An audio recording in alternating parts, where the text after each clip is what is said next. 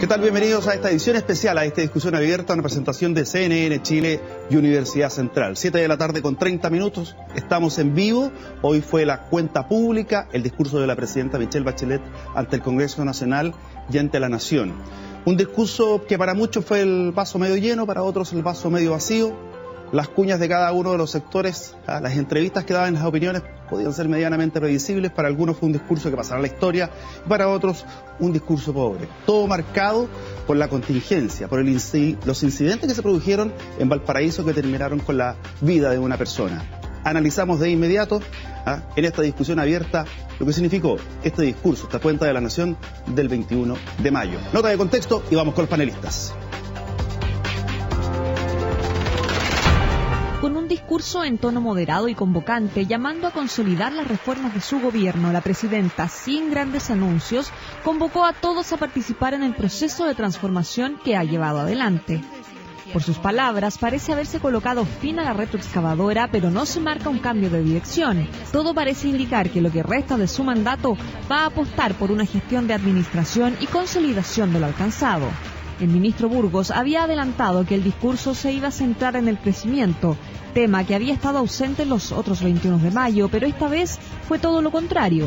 Bachelet enfatizó que la existencia de más y mejores empleos depende de la seriedad con que se tome el crecimiento, ya que sin él, el progreso social termina siendo una ilusión. Sorpresa causó que no realizara ninguna definición concreta respecto a si impulsará el veto presidencial o enviará una ley corta para reponer la reforma laboral y así llevar a cabo una de las iniciativas emblemáticas del programa de gobierno.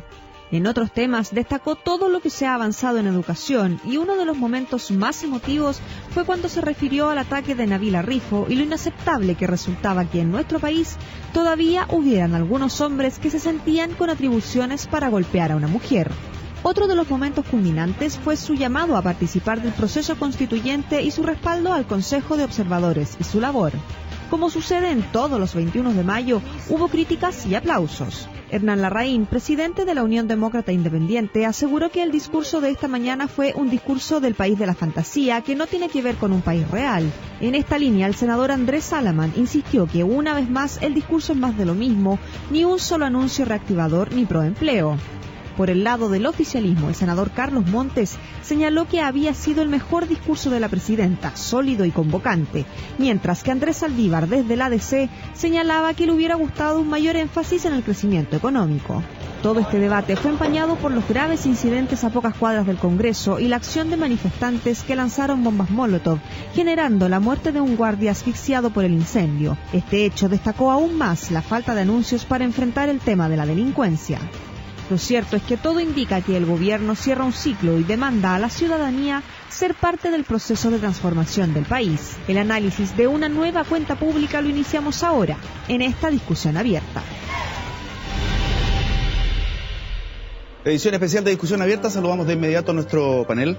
Comenzamos por las damas. Beth Gerber, coordinadora de opinión pública de la Fundación Chile 21, bienvenida. Muchas gracias, buenas noches. Don Sergio Escobar, director de Comunicaciones Corporativas de la Universidad Central. Bienvenido. Hola Pablo, buenas noches. Saludamos por allá a Jorge Ramírez, que es coordinador del programa de Sociedad y Política de la Fundación Libertad y Desarrollo. ¿Cómo estamos? Buenas noches, Pablo, muy bien. Y don Roberto Méndez, presidente de GFK Adimark. ¿Cómo está? Bienvenido. Muchas gracias. La primera pregunta es, ¿cómo evalúan el discurso? ¿Cómo lo ven ustedes? ¿Fue un discurso para la historia o más de lo mismo? Pero no van a contestar ustedes primero, sino a la gente que estaba en la calle, a la que fuimos a ver hace pocos minutos. Bueno, yo creo que es un discurso que tiene mucho que ver con el momento político del país.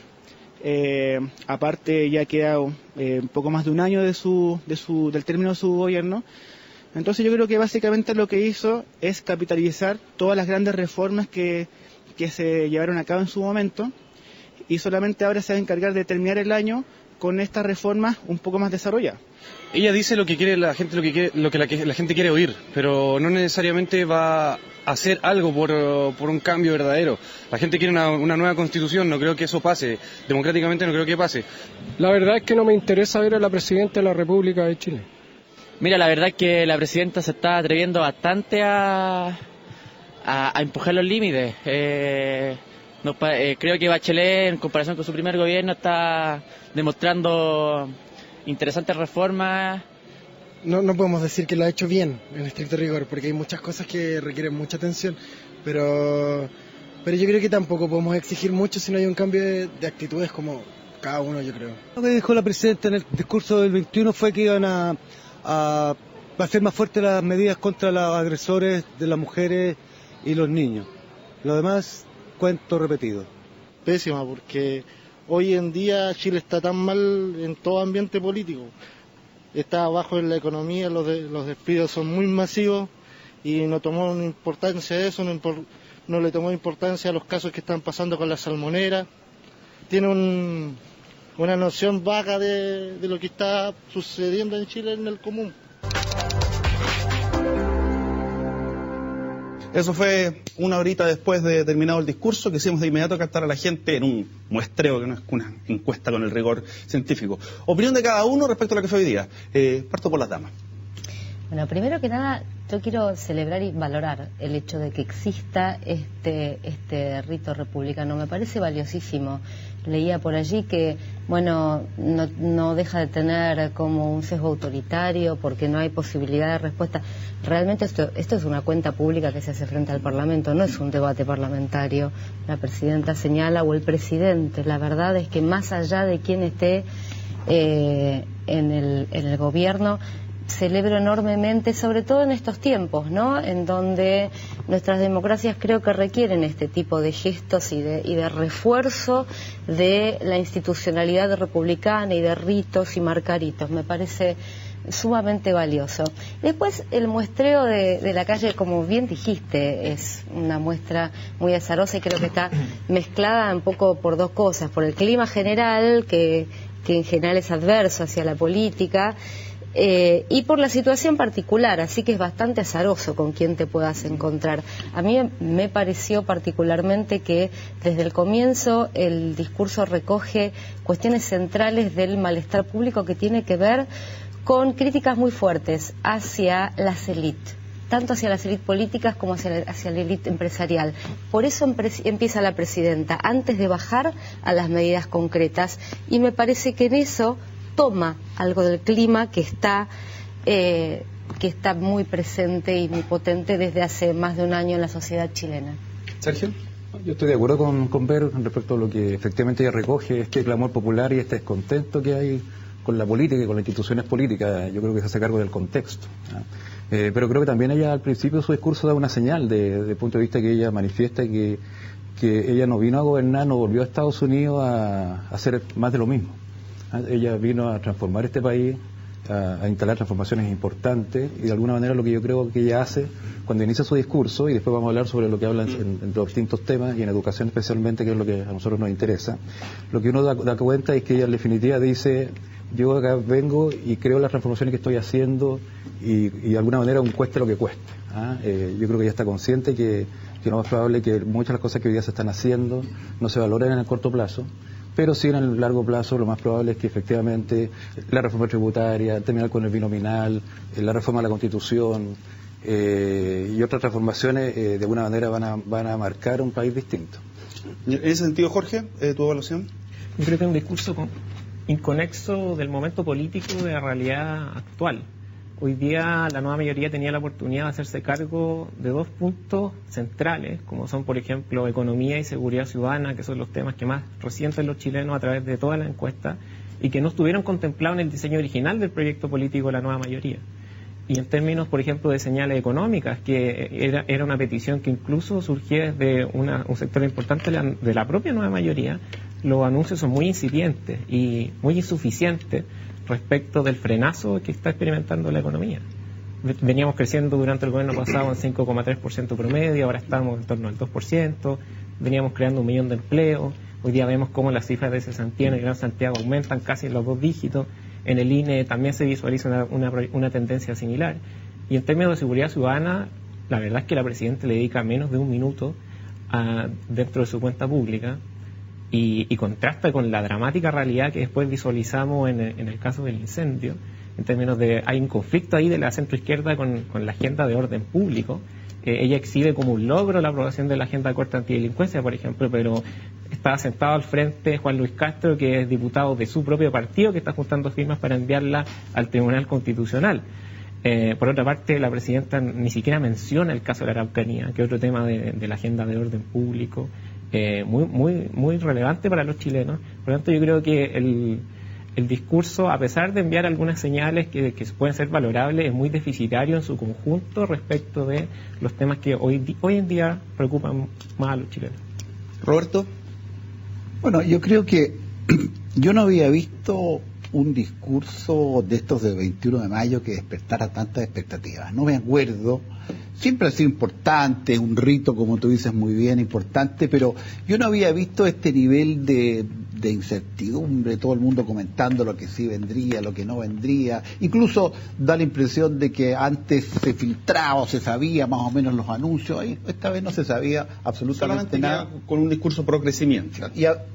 Sí, pero eso tampoco era seguro, porque claro, alguna gente, era como el rumor que... Pero lo dijo Jorge Burgos. Entonces yo nunca había visto, como te digo, tantas expectativas. Y creo que el discurso, a mi modo de ver, no logra dilucidar la incertidumbre, las expectativas, como que evaluado desde el punto de vista de lo que había antes, de la expectativa, creo que el discurso se queda chico, no logra transmitir o solucionar el conflicto que hay detrás, que yo tengo la impresión... Pero el cambio de tono no lo valoras tú, porque pareciera que hay un cambio de tono, hay una invitación a que todos trabajemos conjunto. Yo creo que desde el punto de vista de la expectativa... Y apagar la retroexcavadora, parece. Yo quisiera ser bien preciso, yo creo que desde el punto de vista de la expectativa, el gobierno y el discurso falla, pero creo que es un discurso importante. Yo creo que hay bastantes temas importantes dentro de lo que dijo y lo que no dijo, porque hubo algunas cosas que las omitió, y es bien interesante también por qué las omitió. Tú, Jorge, se refería a alguna, la reforma laboral, por ejemplo, y es la más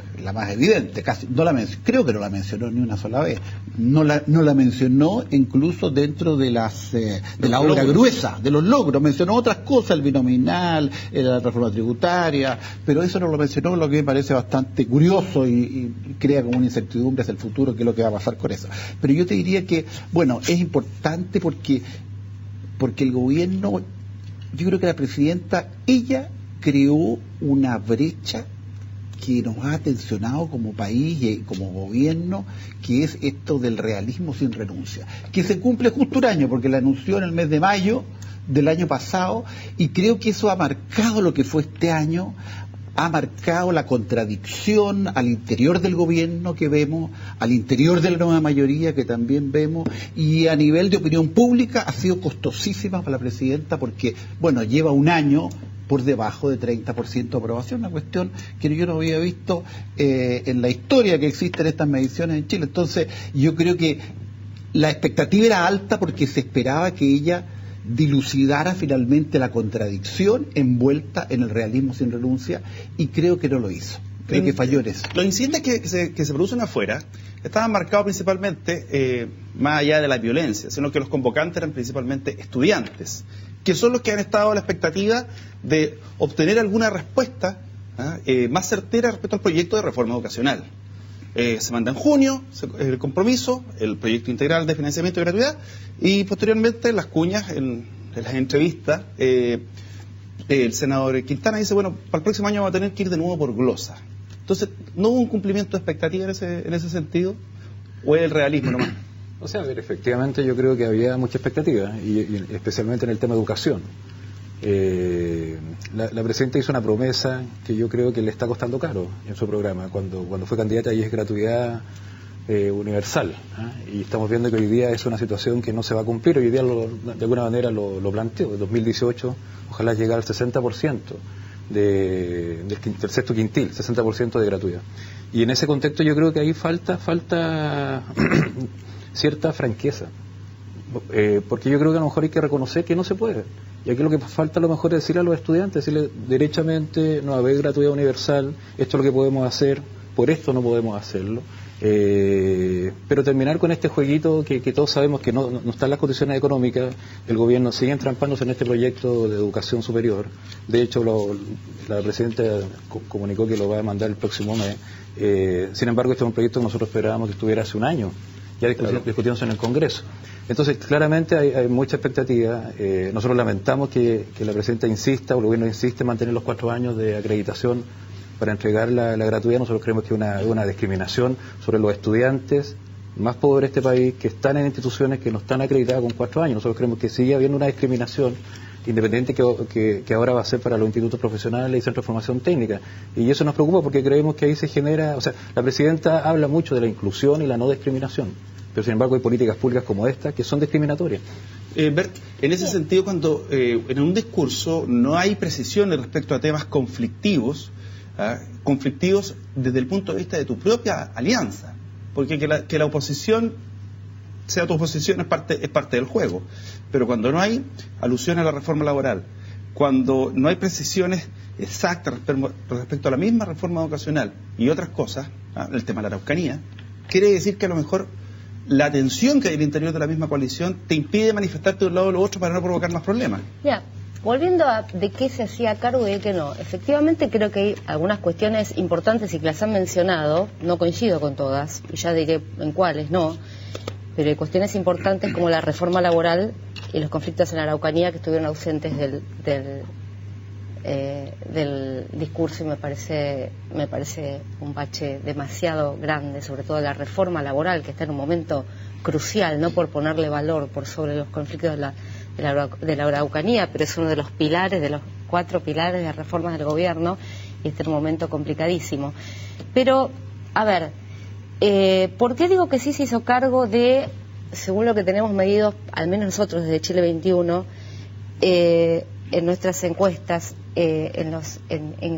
las disconformidades y dificultades que ve la ciudadanía? En general hay una crítica y un malestar muy profundo como te dije, con las élites en general, política y la élite empresarial también. Ahora, en manera contrastante a muchas otras encuestas, pero coincidente, por ejemplo, con la PNUD y la USACH, nosotros sí vemos un fuerte apoyo y acuerdo con los contenidos de las reformas, no así con la gestión. Y lo que me parece que era un problema importantísimo, insuperable en el contexto y en el marco del discurso, es dar respuesta a la gestión. Claro. ¿No? Vos podés hablar, podés anunciar medidas, detallar medidas, y es cierto que algunas cuestiones estuvieron presentes y otras ausentes. La verdad es que no me detendría en los temas de inseguridad y desempleo. ¿Por qué? Porque hace como 15 años, y seguramente Roberto puede precisar y corregir, pero en América Latina, esto lo dice Latinobarómetro y montones de encuestas más que se hacen en todos los países, los primeros 2 puestos en temas de preocupación de la ciudadanía son delincuencia o inseguridad y empleo o desempleo, digo, en uno u otro puesto, sea cual sea la situación de los países. Hay una tendencia a responder eso. Entonces, no es una situación particular de este año ni de este gobierno que la gente diga, cuando le preguntan la opinión pública qué es lo que más le preocupa, delincuencia y desempleo. Esto hay una tendencia a decirlo así. Haciendo más foco en los problemas actuales, hay un clarísimo problema de gestión, hay un clarísimo problema de articulación política dentro de la coalición, dentro de la nueva mayoría, evidente, hay desacuerdos importantes, y esto, ¿cómo lo encarás? Ahora le pregunto a todo el panel y a vos también. ¿Cómo lo encarás dentro del discurso del 21 de mayo? ¿Es la instancia para hablar de ello, los problemas de la coalición, o es el momento de fijar el rumbo político? Y tratar de alinear. Vamos a ir a la pausa, a la vuelta seguimos profundizando en el tema de la reforma educacional, porque estoy en deuda con ustedes dos. Ya volvemos en esta edición especial de esta Actualidad Central.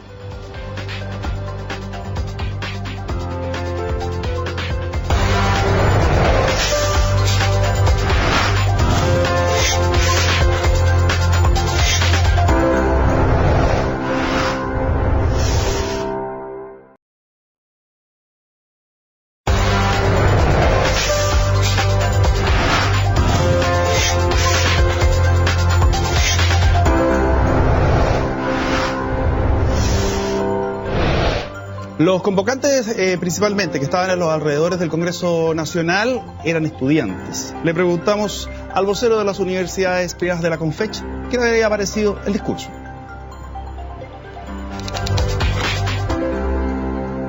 Bueno, la verdad es que pareciera ser que la presidenta de la República no ha entendido nada. Cuando el movimiento estudiantil le exige gratuidad universal, ella simplemente se remite a dar fechas y compromisos y plazos que la verdad ella misma no ha cumplido.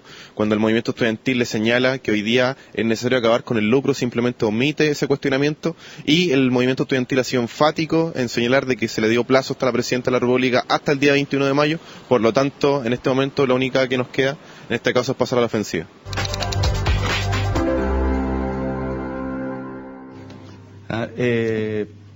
Roberto, queda de alguna manera dilucidado el futuro de la reforma educacional, porque el problema que siempre plantean los dirigentes de la Confech, que dicen, no la conocemos, solamente papelito, por eso a algunos le ponen el misterio de educación.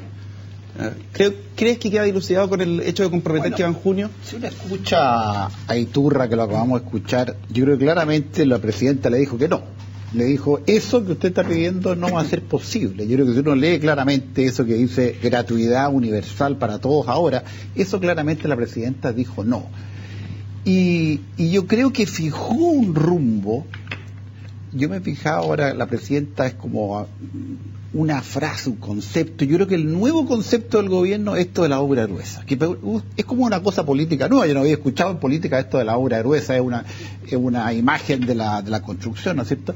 Pero se instaló eso, se había instalado hace algunas semanas y ahora como que ya lo consagró. Tengo la impresión de que de aquí para adelante lo que vamos a hacer ahora es como tratar de darle forma a las terminaciones, pero hasta aquí nomás llegamos en cuanto a construcción. Eso es lo que se entiende, ¿no es cierto?, de la obra gruesa. Entonces, en cierta manera, yo creo que eso es importante. Le está diciendo que no a esos estudiantes, le está diciendo hasta aquí llegamos. Incluso, pero una obra gruesa con problemas de consolidación, sí, que a lo mejor te puede quedar un pilar chueco.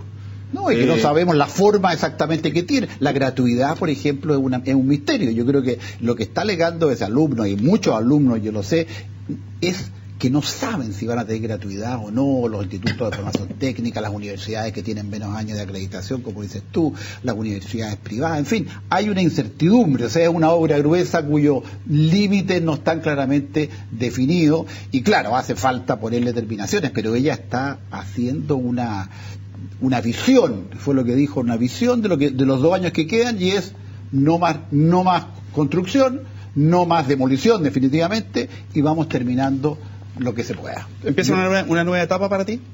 No, yo creo que se repite el patrón de más incertidumbre, hay un manejo irresponsable de las expectativas. La propia presidenta se comprometió en la cuenta pública del año pasado a que los beneficiarios de la gratuidad iban a ser 265.000 alumnos.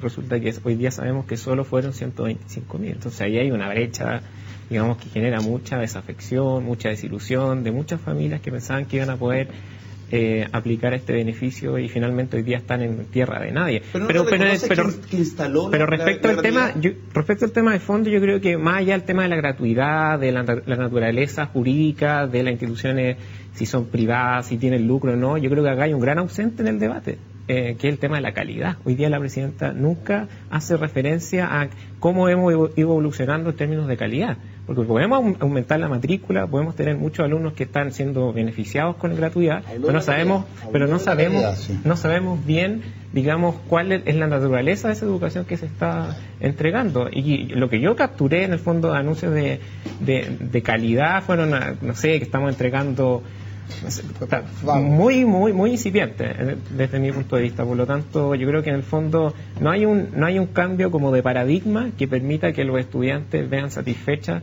este anhelo de acceder a una educación gratuita, pero también de calidad. ¿Pero no le reconoce que la instaló? No, por supuesto que la instaló desde su momento que ella vuelve a Chile, digamos, y el gran eje a partir del cual la presidenta Bachelet logra su reelección es porque ella de algún modo hace propia la demanda y todo el malestar que giró en torno a la calidad de la educación en Chile. ¿Pero la primera demanda era por la gratuidad y era por una cuestión económica o no? En tu percepción, porque siempre volvés a la calidad. Ella se hace cargo del tema de que había un déficit. El tema es que la forma a partir de la cual se está materializando es muy deficitaria, valga la redundancia. O sea, para ser justo, la gratuidad la ponen los estudiantes, los pingüinos, el año 2006, digamos. Y la clase política lo que se hace, de alguna manera asume esa agenda. Pero la presidenta instaló ese concepto. No, que se instaló. No, sí estoy de acuerdo con eso, pero el problema es que se puede cumplir. Hay que reconocerle que fueron los estudiantes los que lograron instalar este tema. Y lo segundo es que yo creo que no sea muy ingenuo, y lo digo en el mejor sentido, digamos, de que el hecho de que no se envíe el proyecto de ley, claramente porque es un proyecto de ley que hoy día no hay acuerdo. O sea, lo que quiere la Presidenta es enviar un proyecto de ley que ojalá tenga, no sé si una fácil tramitación, pero que efectivamente tenga un buen resultado. Y yo creo que una de las razones que se ha demorado el Ministerio de Educación es precisamente porque es un proyecto de ley complejo y los actores no logran ponerse de acuerdo. El CRUCH por un lado, las universidades privadas que no están en el CRUCH, los estudiantes por otro, etcétera, etcétera. Entonces, de alguna manera yo también creo que esta idea de poner a todos de acuerdo es un problema de gestión política y de articulación. Y el encargado de hacer el proyecto, que el director de Educación Superior lo acaban de sacar hace 2 semanas. Claro, lo pusieron de asesor, sí, pero ahora, si llega a ir por glosa, finalmente le puede quedar la tarea al próximo gobierno. O sea, un proyecto, en mi opinión por lo menos, de esta magnitud, que es la reforma de la educación superior, primero no se puede improvisar, estoy de acuerdo contigo, y lo segundo, yo creo que en un año es imposible. O sea, hay reformas que son, a lo mejor que impactan menos y se han demorado 1 año y medio, 2 años, desde el punto de vista del tiempo legislativo. Por lo tanto, yo creo que por lo menos discusión va a haber por los próximos 2 años. Fuimos a sacar otras cuñas y le pedimos sus impresiones al diputado demócrata cristiano Patricio Vallespín. ¿Qué nos dijo respecto al discurso? Es una cuenta seria y responsable que da cuenta de un país que en su gobierno muestra logros concretos, más que plantear nuevos desafíos, porque ya queda menos tiempo. Se enfatizó, yo diría en forma muy responsable, con una seriedad detalladísima, de los logros que ha tenido Chile para enfrentar el tema de la desigualdad en materia de educación, donde se enumeraron cómo se ha avanzado en materia de inclusión, cómo la gratuidad del 2018 va a estar garantizada para el 60% de la población vulnerable, de cómo de alguna otra manera la educación técnico-profesional comienza a ser cada vez más importante. O sea, un listado, yo diría, pormenorizado de logros. Eso significa que es un gobierno que con acciones concretas está avanzando en enfrentar la desigualdad, y yo también habríamos sido muy contentos, habríamos estado como bancada de la democracia cristiana si hubiera abordado el tema de las pensiones. Creo que el sistema de pensiones requiere una modificación. Ha señalado que le apoya al Consejo de Ministros que haga propuestas concretas. Las vamos a esperar. Yo, como presidente de la Comisión de Trabajo, vamos a invitar a los ministros respectivos para que nos digan qué propuestas ellos van a viabilizar. Y yo diría, termina además con un mensaje muy importante de que acá entre todos tenemos que sacar adelante el país, y que yo creo que eso es positivo para dar una señal que acá trabajadores, empresariados, actores políticos, todos tenemos que hacer lo nuestro para que el país vuelva a confiar los unos en los otros y a sacar adelante un conjunto de iniciativas, sobre todo en materia de crecimiento económico y productividad, donde se señaló también un conjunto de acciones que se están emprendiendo para que efectivamente el desempleo no afecte a muchos chilenos y chilenas. ¿Qué compartes con Patricio Vallespín? Comparto, hay una cuestión, creo, de zoom que tenemos que tratar de hacer, de zoom invertido, cuando hacemos análisis político, ¿no? Y viendo el discurso también.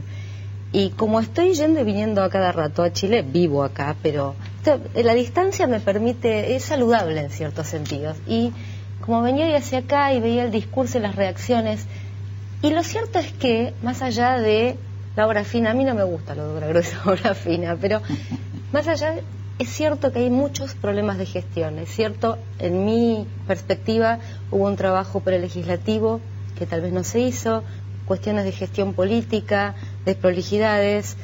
Es cierto que no sabemos qué va a pasar con la reforma laboral. La nueva Constitución queda impulsada y es importantísima, pero queda impulsada, nada más. No sabemos a qué puerto llegará la reforma educativa. Sin embargo, tomando distancia, ¿no?, en este corto periodo, 2-3 años atrás, los cambios son enormes, las propuestas son enormes, hay cambios estructurales en marcha. Claro que cuando estamos muy adentro, y muchos de los que seguimos la vida política, las noticias y la vida política de Chile, y quisiéramos que las cosas estén mejor hechas, podemos tener muchas críticas. Pero de verdad, este ejercicio respecto de transformaciones estructurales, de suma invertido, como te digo, también me parece importante. Y cierto es que hay un proceso histórico en marcha con un 70-80% de la población a favor, me refiero a la nueva Constitución. Si me gusta o no me gusta cómo se está llevando a cabo, o lo más fino, me gustaría que estuviera más claro, claro que me gustaría, pero está en marcha, está planteado y creo que no tiene vuelta atrás. La gratuidad en la educación no tiene vuelta atrás. La reforma laboral, en perspectiva, destiñó por el camino, pero tampoco tiene vuelta atrás. Es decir, hay reformas estructurales en curso, hay problemas de gestión y política importantes. ¿No los hay en una democracia? Digo, ¿no es propio? Bueno, la pregunta básica es ¿por qué no tienen vuelta atrás? Y otra cosa, dentro del discurso hay un tema que llamó la atención. Hay un cuestionamiento al sistema de pensiones. Lo dice ahí Patricio Vallespín y anuncia nuevamente la AFP estatal. Y es como validar el mismo cuestionamiento al sistema que se supone que es herencia incluso desde la dictadura hasta ahora. Entonces, entramos en ese tema después de esta pausa.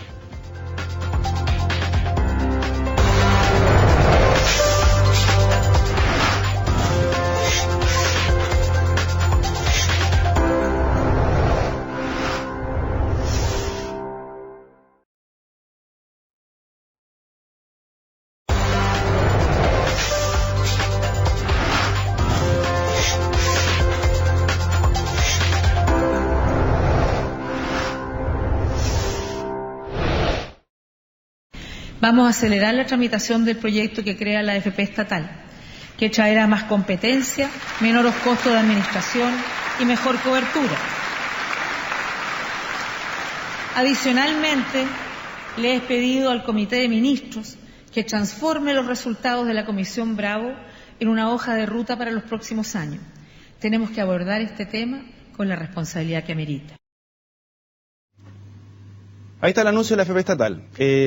Delante hablábamos de que había transformaciones que no van a poder ser marcha atrás. Se hace la Comisión Bravo para analizar el sistema de pensiones y la oferta que viene ahora es como la continuación del sistema que ya estaba impuesto y que ha sido altamente cuestionado. ¿Le ves viabilidad? O sea, yo creo que es bien importante lo que ella dijo. Es difícil de entenderlo. No, si se entiende clarito. Hay que recordar que la presidenta Bachelet, una de las reformas mejor evaluadas de su primer gobierno fue justamente al sistema de pensiones. Ella introdujo lo que se llamó el pilar solidario, ¿no es cierto?, que en definitiva era una carencia del sistema y de alguna manera lo hizo más estable, más sólido. Ahora lo que ella dice es la AFP estatal, que sabemos es otra AFP, como el Banco del Estado, claro. Con respecto a los bancos, ¿no es cierto?, es otra AFP. Que no sea un TVN, y dice, lo dijo muy claramente, voy a acelerar que se instalen las recomendaciones de la Comisión Bravo. Y la Comisión Bravo, no hay que olvidarse, la Comisión Bravo lo que recomienda finalmente es una serie de cambios para hacer más sólido el sistema, no para eliminarlo, no para cambiarlo. Entonces lo que dijo, no sé si lo habrá querido decir, es yo me juego por este modelo de AFP, o sea, fondos de pensión individuales, y yo creo que eso es bien importante. Por eso digo que el mensaje en un tono menor hizo anuncios muy importantes, y ese para mí es uno de ellos. Jorge. No, yo tiendo a coincidir. Se puede generar no un problema de expectativa, porque la ciudadanía no entiende el detalle, digamos, la ingeniería de detalle, se crea con el gran eslogan o anuncio. Y resulta, como acaba de explicar Roberto, es un actor más que entra a competir cuando ya las tasas, la rentabilidad, digamos, es muy difícil que la AFP estatal, digamos, opere con una lógica que cambie, digamos, diametralmente las lógicas operacionales del sistema. Por lo tanto, claro, es un actor más del Estado, pero va a seguir operando sobre la base de cómo se ha instalado el sistema de capitalización individual. Pero hay que reconocer que el gobierno en ese sentido, yo creo que en términos generales es hábil a la hora de instalar puntos que tienen alguna base en términos de que la ciudadanía los demanda, pero tiene un problema de cómo traducir eso en términos de gestión política, de política pública, y todos los grandes, digamos, episodios críticos del gobierno se deben un poco a eso. O sea, yo creo que la responsabilidad de un gobierno es instalar temas, poner agenda, y yo creo que eso efectivamente el gobierno lo hace bien y la presidenta hoy día lo hizo. Pero no obligación implementar, ejecutar. O sea, obviamente, pero también hay que reconocer que son 4 años de gestión. Y yo creo que de alguna manera la experiencia lo que demuestra es que con 4 años es poco lo que se puede hacer. Sobre todo cuando hoy día cuesta más alinear a tu bancada, cuesta más alinear a los parlamentarios de tu sector, donde hoy día la gente no ve con buenos ojos esta cosa de usted vote porque yo se lo pido, digamos. Entonces, Yo creo que hay un tema de tiempo de legislativo, el tipo de reforma, y también de alguna manera lo que hace la presidenta con este anuncio, en mi opinión, es hacerse cargo de un malestar ciudadano que hay con respecto al sistema de pensiones y de AFP, y claro, quizás la... Pero en el fondo lo consolida. ¿Pero lo va a consolidar? Sí, está bien. Pero era de alguna manera... Yo creo que una de las cosas que se ha demandado es una AFP estatal que de alguna manera entre a mover un poco esta industria de la AFP que en lo particular y en lo personal es perjudicial, digamos. Diputado José Manuel Edwards, Renovación Nacional, su opinión. Bueno, fue un discurso con muy poca energía. De hecho, ella se nota con poca energía, la presidenta, prácticamente no hubo aplausos y faltaron muchos parlamentarios de su sector. También fue un discurso extremadamente pobre en anuncios. No se dijo prácticamente nada de delincuencia, prácticamente nada de economía, prácticamente nada de empleo. Lo que se dijo de salud, la verdad es que la cifra es bastante cuestionable. Lo que yo sí valoro es los avances que al parecer tendríamos en energía, que es lo rescatable, pero en general la presidenta dio a entender de que Chile era Suiza prácticamente, y no se hizo cargo de todos los problemas que tenían.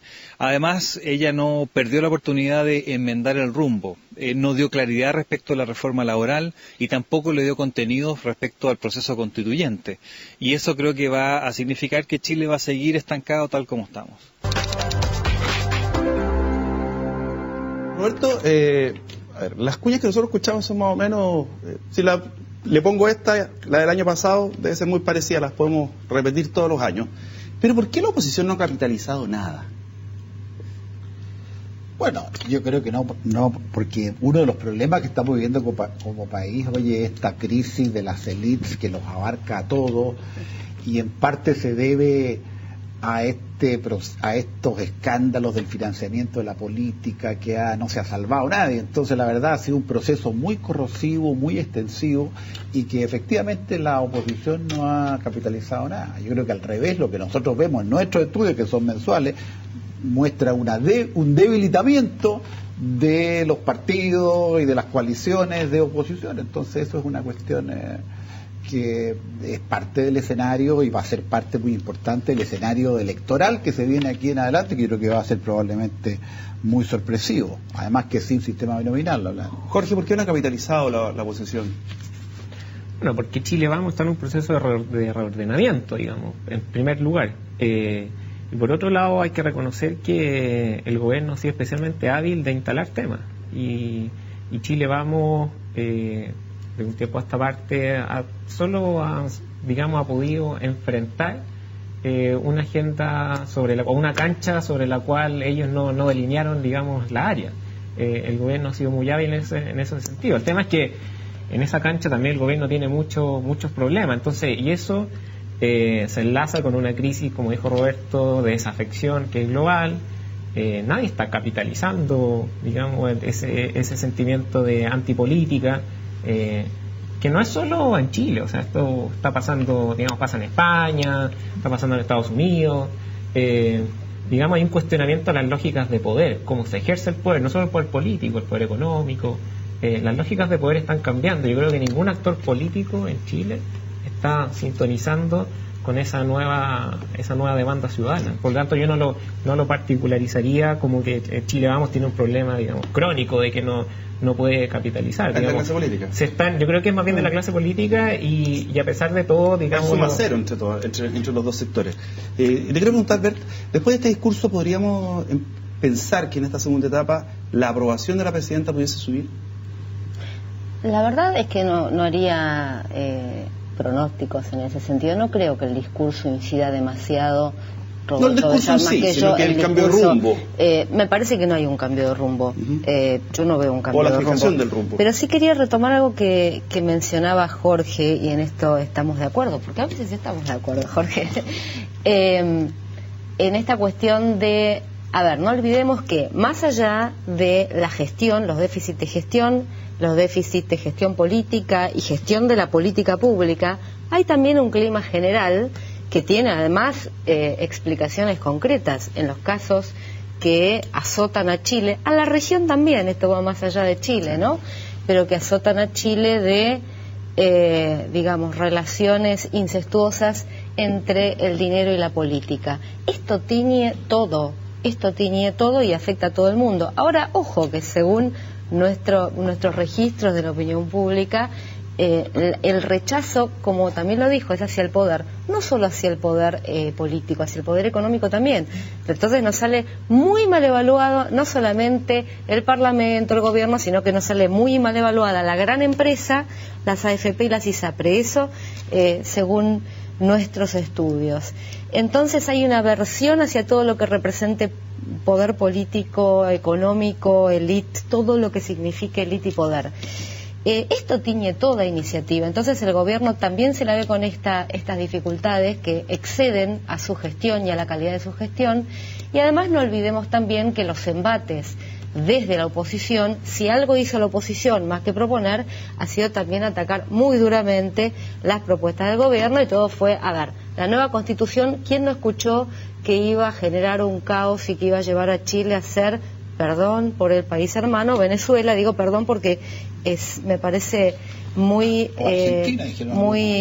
lo han dicho. Argentina tuvo un proceso constituyente con la Asamblea Constituyente del 94 que no generó ningún caos en especial, pero y bajo el gobierno de Menem, además un gobierno neoliberal. Ahora, digo, siempre se dice como en forma subestimante, ¿no?, hacia el proceso, que esto va a ser un caos. La reforma laboral iba a terminar con el empleo y el crecimiento. La reforma educativa iba a terminar con cualquier atisbo de calidad en la educación. Digo, todas las reformas iban a llevar al caos, al conflicto, al caos social, etcétera, etcétera. El bombardeo que recibió el gobierno de la oposición fue tremendamente fuerte, y esto, digo, en connivencia con algunos de los grandes consorcios más mediáticos. Pero hay un punto ahí. Porque tú decías, se dice que iba a impactar en el crecimiento y en el desempleo. ¿Ha impactado en el crecimiento y en el desempleo? ¿Las reformas? Claro.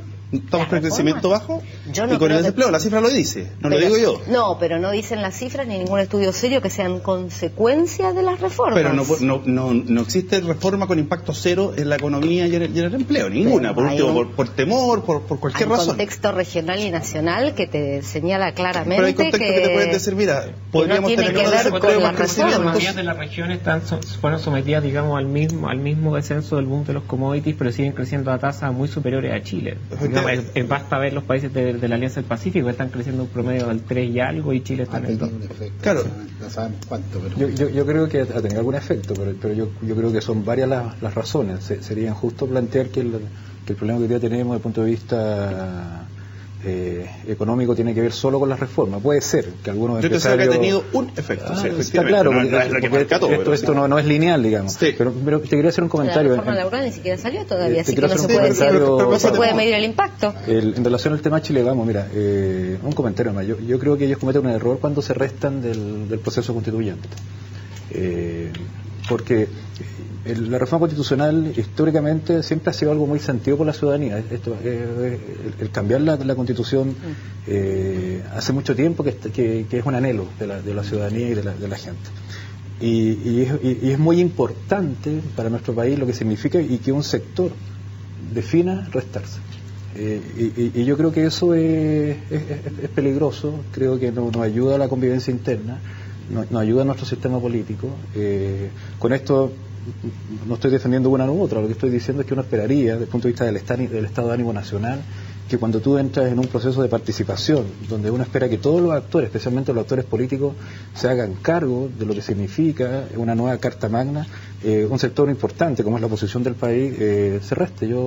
A mí me causa extrañeza y yo creo que eso al final del día la gente lo valora y lo considera.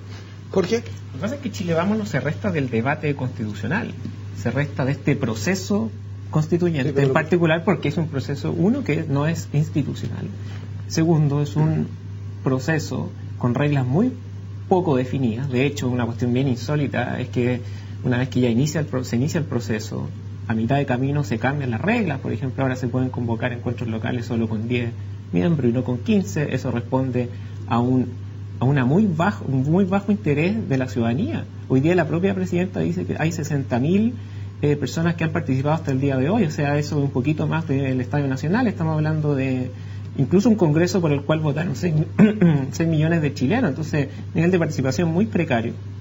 y donde las reglas del juego no son claras. Hay un consejo de observadores que tampoco tiene potestades suficientes como para poder controlar y orientar este proceso, y por lo tanto, dado que no es un proceso institucional, que no es de naturaleza vinculante, a mí me parece completamente legítimo que Chile Vamos decía no restarse del debate. De hecho, hay propuestas de Chile Vamos, hay una propuesta de Chile Vamos en el Congreso. Te pregunto lo siguiente: si es que para el plebiscito del 90, el sí y el no, la continuidad de Pinochet, la oposición hubiera ocupado los mismos argumentos, la historia sería otra.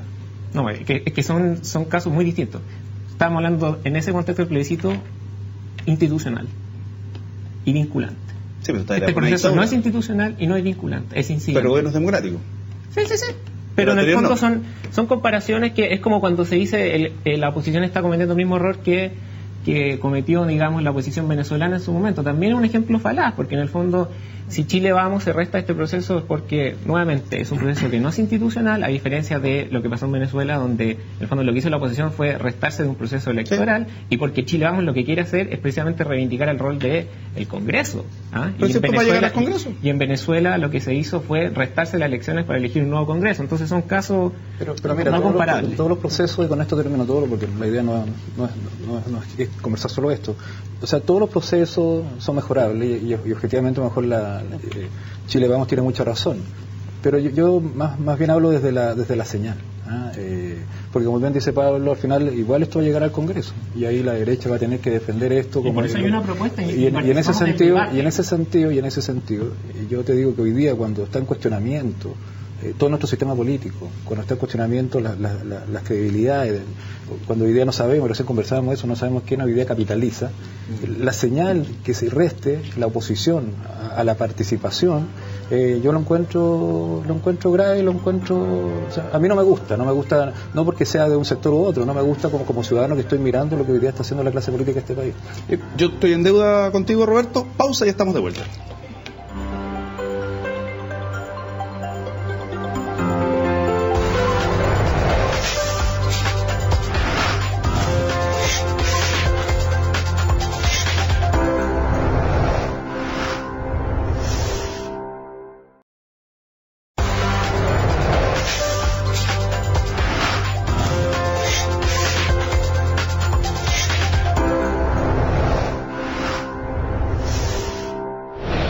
En esta edición especial, analizando lo que ha sido la cuenta pública del día de hoy, Roberto, ¿qué en deuda con usted? La palabra es suya.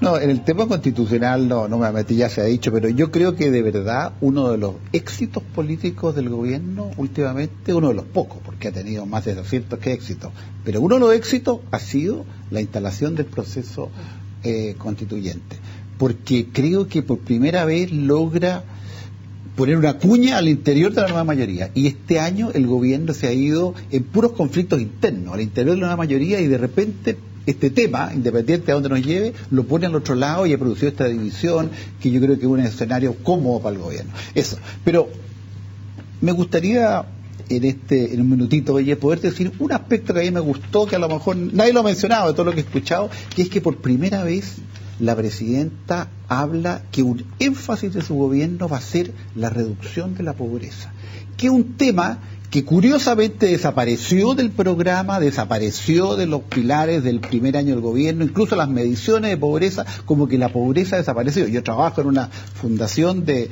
instituciones de ayuda, y hay una queja del abandono en que están los hogares de ancianos, los hogares de niños, los niños, el tema de la droga, en fin, como que no era un tema, y los gobiernos de la concertación se ponían como un tema, si ustedes se acuerdan, reducir la pobreza, decía, disminuimos tantos puntos, era como una meta nacional que desapareció.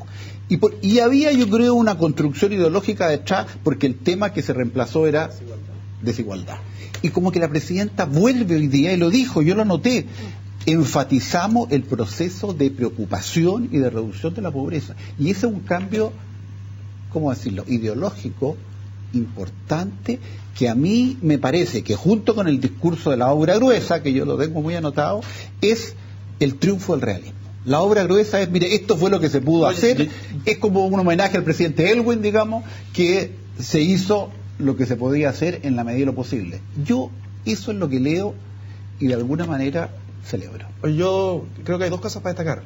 nuevo Sename, y por supuesto el aumento de pena para la violencia en contra de la mujer. Quiero dos cosas, quiero decir eso. El Sename, que ya no va a ser Sename, y me alegro, porque en todo el mundo, de verdad, hace más de 20 años que no se habla de menores, porque esto remite al sistema de patronazgo, de patronato, sino de niñez. No van a ser instituciones en cuyo nombre oficial lo que figura es el concepto de niñez y no de menores. Y dos temas que arrancaron aplausos, bueno, uno fue porque también, ¿no? El Ministerio de Tecnología.